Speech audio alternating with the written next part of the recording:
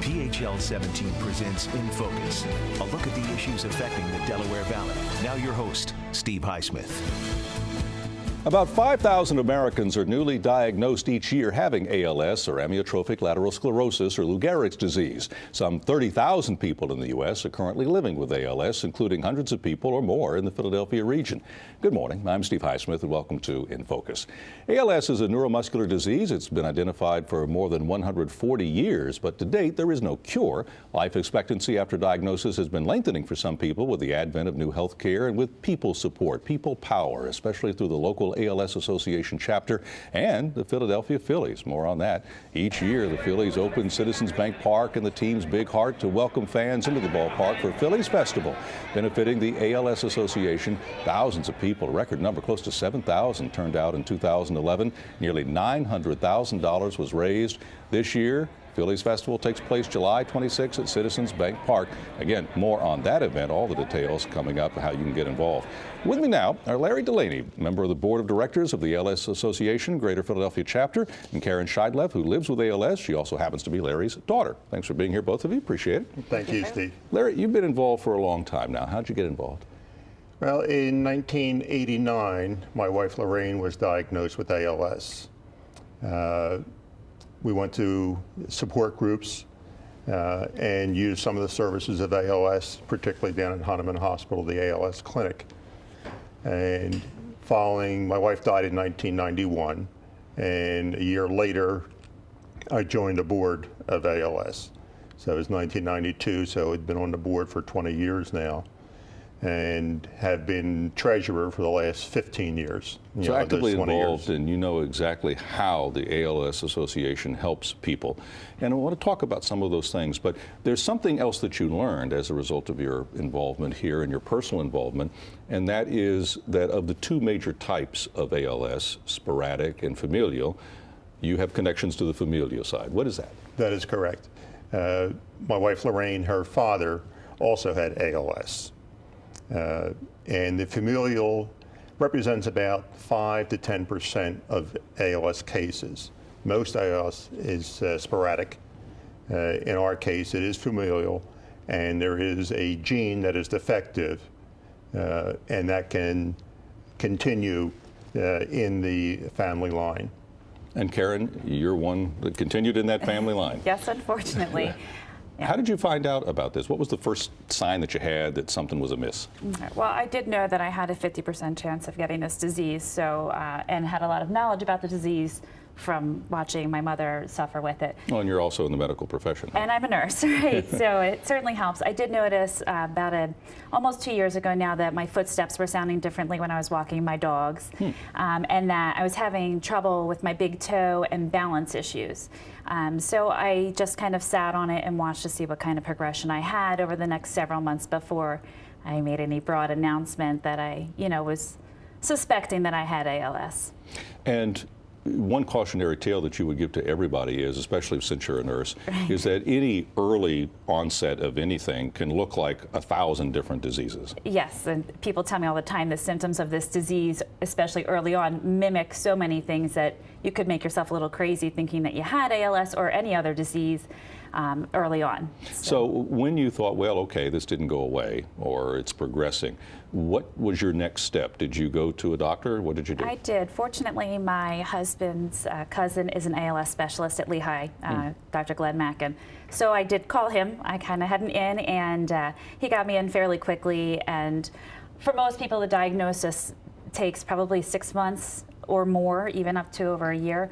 I did get diagnosed fairly quickly given the family history. So EMGs, MRIs, blood tests. What is your experience as you talk to other folks who live with ALS and their families about this diagnosis? You said, some people it can take longer.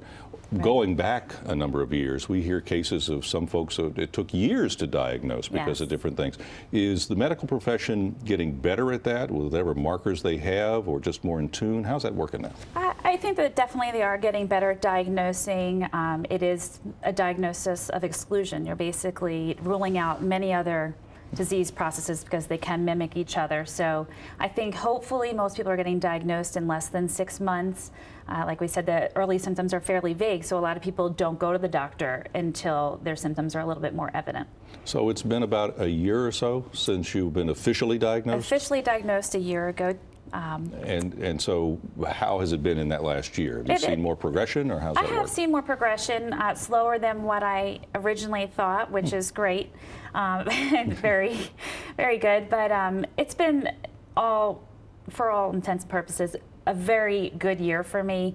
I have a lot of support with my family. Obviously, I do have 3 sisters, and we all have a lot of knowledge about ALS in general. My friends all knew, my close friends all knew that I had this possibility of getting ALS, so they've been involved in ALS events over the years with our family.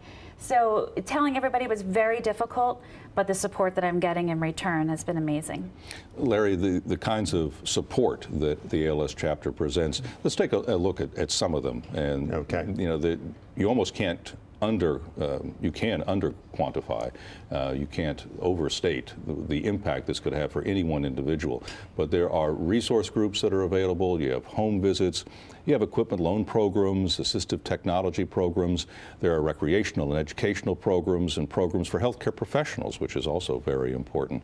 Any of those strike you as you go, wow, you know what, I'm glad we have that program because it really makes a difference?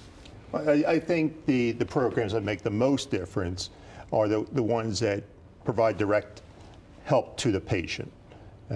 We have a transportation program so that we can take patients that are wheelchair bound to events like a Phillies game, you know, to a Longwood Gardens. There's a trip down there that we do every year to try to keep the patients in the flow of normal life. We do things of that nature.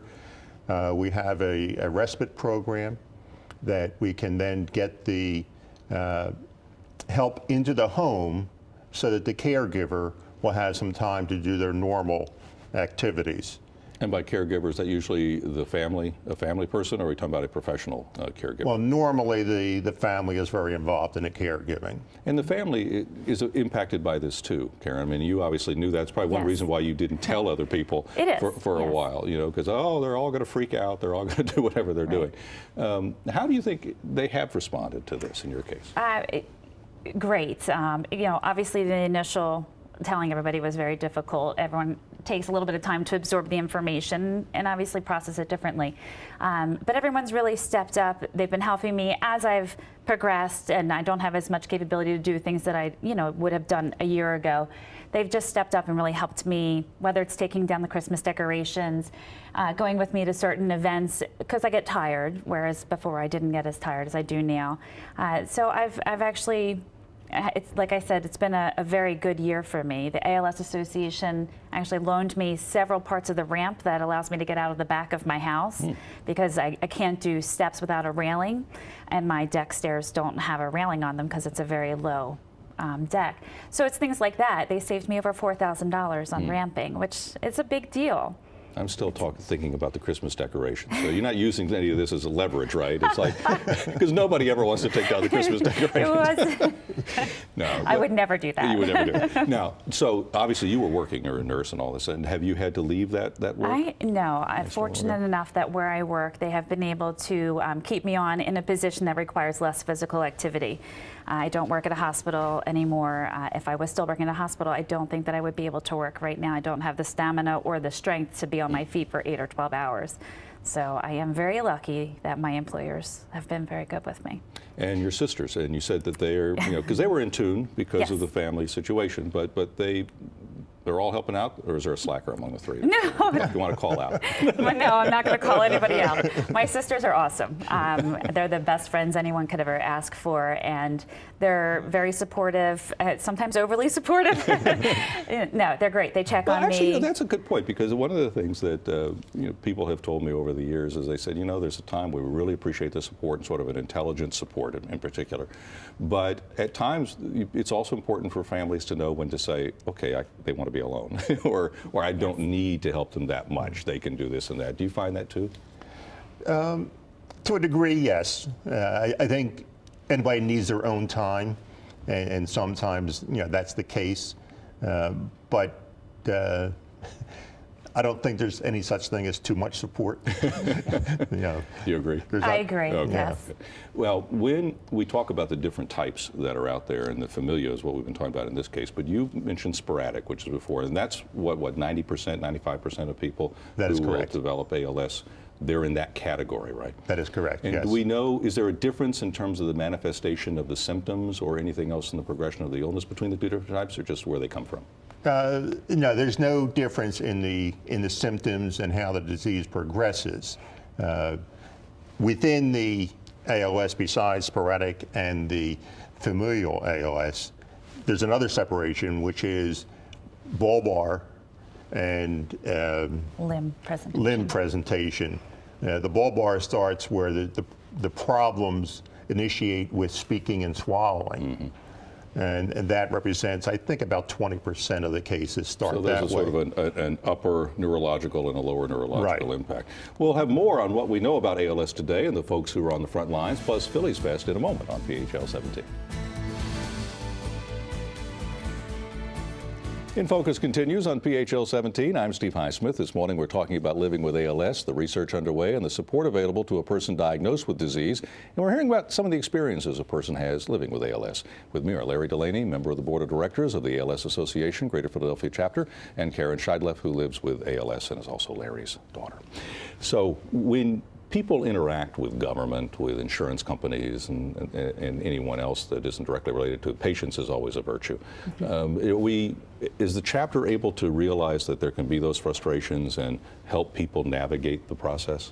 Yes, we have a social worker who works in the Philadelphia office, and we also have social workers in the outlying areas who also work with patients and helping them through the jungle of the medical insurance problems. How do you describe the progress of research? There is so much research going on.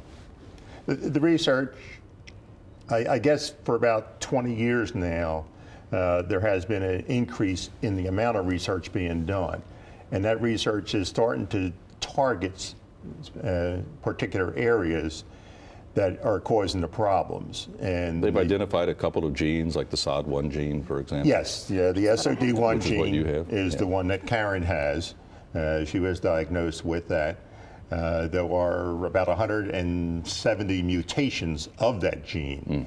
So that originally it wasn't thought that Karen had that, but further checking found that she did have one of those mutations. There's a lot of research that goes on in different streams. Obviously, people would ideally like to have a cure, but treatment is also another. And just in our area in Doylestown, ALS Biopharma is doing research on a heat shock protein therapy, for example, and other kinds of things. So it really is a fluid and exciting time for that. One of the things that the chapter tries to do, though, and I think the National Association, is it tries to facilitate these trials and tries to speed the time between the research and the actual application to the patient. That is correct. And that obviously there are good medical sound reasons for going at the proper pace, but you do feel sometimes this can be speeded up. It can be.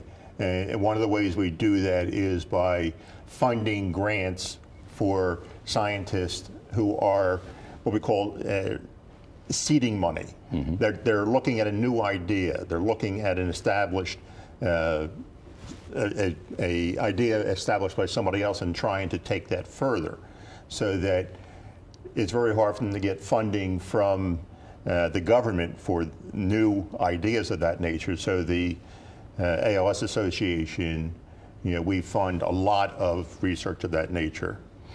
And this research is made possible in significant part by the largesse of people who donate to the association, and also the fundraisers that you hold throughout the year. That There's is the hot correct. chocolate event at the aquarium in March. You have walks throughout the year. You have Phillies Fest in the summer. In fact, let's take a look right now at last year's Phillies Fest. What you're going to see is a good bit of what goes on there with the players and the people who go to that event, and also hear from a couple of folks who are living with ALS and the significance of that event for them. Take a look.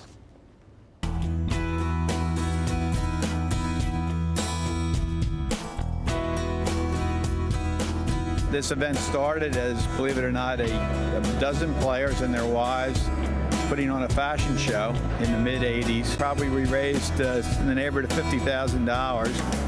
And now, of course, it's grown to roughly $700,000 or $800,000. When I was diagnosed in 2006, I became active in the ALS Association, and I basically started coming out probably about the year after, and just got to know how great of an event it was. A lot of times you feel alone having ALS, and an event like this really makes you feel like there are a lot of people pulling for you.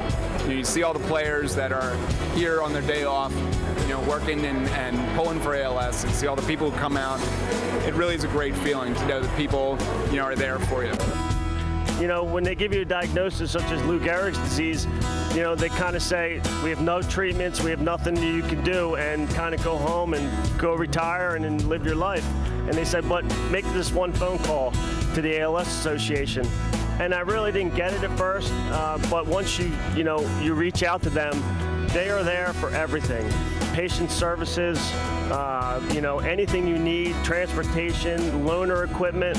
I've had so many great things to say about the ALS Association, and this event, which raises money for them, they wouldn't be able to do it without the Phillies. And to go to Phillies Festival, to find out more information, first of all, reserve your calendar for July 26th of 2012, July 26th of this year. It's at Citizens Bank Park, of course, and you can find out information in a couple of ways. You can, of course, go to alsphiladelphia.org, or you can check out the Philadelphia Phillies, and they've got all the information there, and you'll find out how to get tickets. You'll also find out if it's sold out, because it is a popular event. So check it out. You guys have gone in the past. A lot of fun? A lot of fun. It's just, a very good vibe. Everybody's happy. The players are there. They're very happy. They're very gracious. A lot of kids. Kids always bring smiles to the faces. Weather's always great. Of course, the weather's always great. And did you get any good autographs while you were there? Shane Victorino. All right, well, I think that's a good one. I believe so, yes. And is it, how long is it? I mean, how long do you actually, can you be on site there? The event lasts about 3 hours. There's 2 hour signing period where the players sign, and there are all other events going on at the same time. And then it ends up with an auction where a lot of valuable baseball paraphernalia. Is that the silent auction where we saw on the tables there, or is there a live auction? There's both. Both. There's a silent auction that takes place while the event is going on, and then the event concludes with a live auction. Oh, that's awesome. And again, there are just so many ways that people can get involved, and we're going to give the information again so that you can get in touch with the ALS Association, the Philadelphia chapter, a little bit later on. This money gets used, as we said, for research. It gets used for support services. You've talked about a couple of ways that you can be helped. Have you talked with other folks who have ALS? I have at various events. You obviously see other ALS patients there, and it's not. We don't talk necessarily about what ALS is doing to us. We talk about the feeling of these events and the fact that we're getting so much support, and give each other ideas of how to get around better, where you can find a good cane. It's things like that. But everything has been very positive at all of the events, even going to the ALS Association for certain things, meeting with the social workers. Everything is positive. Everything is meant to make your life easier. Would you give any advice to someone who is newly diagnosed? Is there a first step to take, either mentally? Yeah, much like Gary said, call the ALS Association. That's the first step you should take. But yeah, you really do need to sit down and just absorb the diagnosis, do your research if you don't have that background where you know what it is, and just give yourself a minute to take it all in before you start telling people. It's a very big diagnosis, and you really have to be okay with it before you start sharing it. And when you deal with, as you do as a board member, with other folks who are involved with the chapter and everything they want to do, what's the general feeling of folks in the chapter? Are they optimistic? Are they positive? They're working hard? How would you describe them? Well, working hard, certainly. Yeah. Optimistic. We're optimistic that we're going in the right direction, and what we're trying to do is to end this disease, find a way to end it. Until that happens, what we try to do is to make the lives of ALS patients easier, try to provide them with transportation, as I mentioned earlier, ramps, home modifications if that's necessary, respite care, in-home care. There's a lot of programs that help the patients to live as normal a life as they can. Do you have people who can go around from home to home and take down Christmas tree decorations? Is that the We have a slew of volunteers. Three sisters, there you go. Yeah, we have a lot of another career volunteers. they could do. That's right. But so as you then look at what you'd like to do for other people who are living with this, do you feel that there's any sort of a reluctance to talk about it, or do you feel that, no, you talk to somebody about it, they'll talk about it? I will talk to anybody about it that wants to talk about it. Some people do get a little nervous talking to me. They don't know what to say or to say the wrong thing. There really is no wrong thing to say. And anybody that's having a hard time or troubled by the diagnosis, certainly I think any ALS patient would be willing to talk with them. All right, we'll have more on ALS in a moment as we continue on PHL 17. Stay tuned.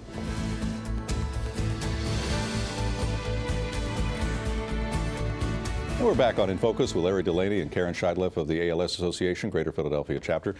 Karen, there's one drug that I've heard about that some people can use in the last few years, or at least early on, and it's Radiotech.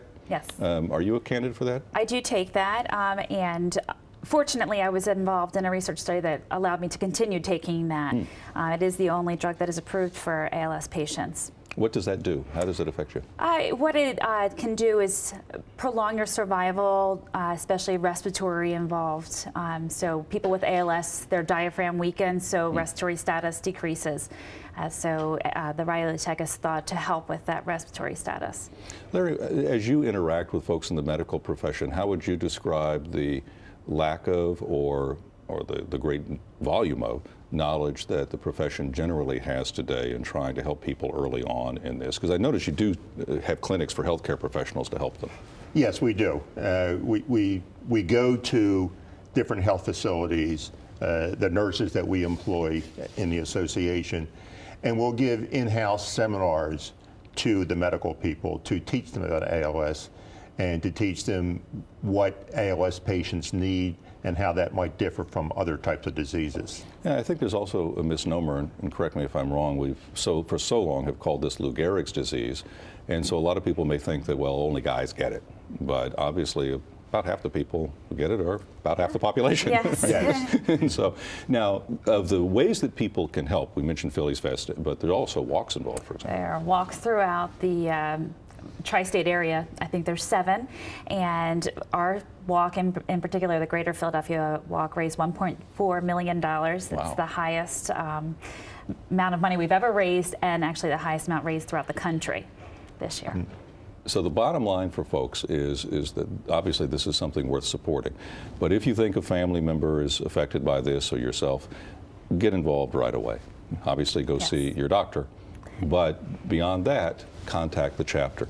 If someone calls up and says, I've just been diagnosed with ALS, do you guys have a standard thing you say right at first? I don't actually know.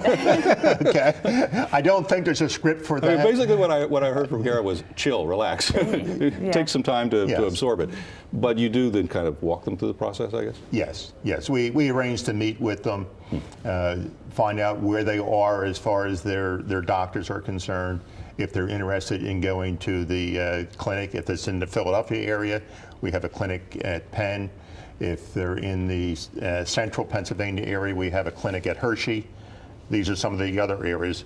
And they're all free of charge to the patients. The patients can go and receive, they see a doctor, they see a nurse, they see a social worker, they see a physical therapist, an occupational therapist, a speech therapist. Nutrition. There's about 8 disciplines that they see at one meeting. Wow. Where they go and sit in a room, and then the professionals come to them. So they can take care of all their needs at one time. So it is very convenient. It's very convenient. It's one appointment. It usually lasts about 3 hours, but you see everybody. You're not going to the doctor every week. So and done in a compassionate way and in a very normal, everyday way, which is good. It's unbelievable how compassionate the professionals are, the medical professionals. And your dad, how's he been through all this stuff here? My dad's awesome. Now I can say that. This is the one that's awesome right here. Oh, I was going to say, I thought I got to look like that's not what you say to me when we're not on camera. No, he's always been awesome, but he's been a great role model for us, especially with his volunteering with the ALS Association, and he's just a very strong person. for all of us. And the sisters, you're still not calling any of them out? I'm not calling any of them out. They're awesome too. But you would say, hey, contact people and just start talking and get involved and do those things, and encourage research. Get the government and private sector involved to find out more about just how the body works, how these genes become defective, and if there are triggers for them, if there are environmental triggers, or there are other things that maybe things can be done. That's what we're trying to find out. Thank awesome. you. You are Thank awesome. you, Both Steve. of you are awesome. Appreciate it. For more information on the ALS Association, check out alsphiladelphia.org. That's alsphiladelphia.org. Look for fundraiser information there too. As I said, they've got the hot chocolate event, the walks throughout the year. We heard about 7 of them. And of course, the Phillies Festival in July. And that's In Focus for this week. I'm Steve Highsmith. Thanks for joining us. Have a great weekend and a wonderful week ahead.